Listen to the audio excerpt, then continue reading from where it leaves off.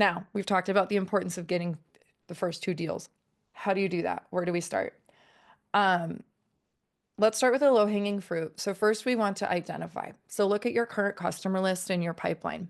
Let's start with who is built on Google because they probably have a committed spend that they can start to activate with you all. So who's built on Google? Again, customers and pipeline.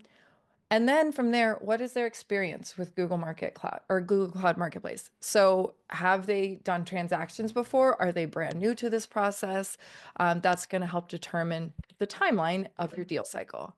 And then, of course, track this in your CRM. So again, keeping track of all of this so that when the time comes, you know who's going to be able to transact quickly versus who's brand new to this. Google has done a phenomenal job of providing a ton of great, valuable content of how to do this. So if you're brand new, understand what's important or what's available to you. They have a great LMS system. Advisory is here to help with this as well, as this can be overwhelming and there is so much content. It's hard to know where to prioritize, where to start, where to really put your attention first to see results quickly. Um, Now let's talk about once you go through Google Cloud Marketplace. First, we want to configure.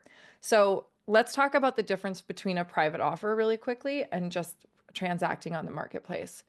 We all know SaaS sales can be complicated. It's very, very rare that a buyer is like, yes, done, no questions, I'll sign there. So a private offer is really anything that's custom about the deal. So whether it's price or terms or discounts, etc., that's going to be a private offer on the marketplace.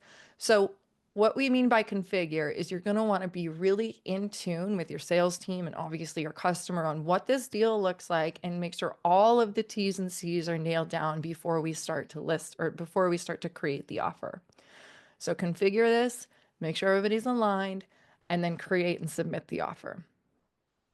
And then finally, I think this next bullet point's really something to pause on. Recognize the comfort level of your customers in Marketplace. Be ready to provide information on why we're co-selling through Marketplace or selling through Marketplace and how. So whether this looks like PDFs or videos, you need to be your customer's partner and helping them find success and guide them through this process.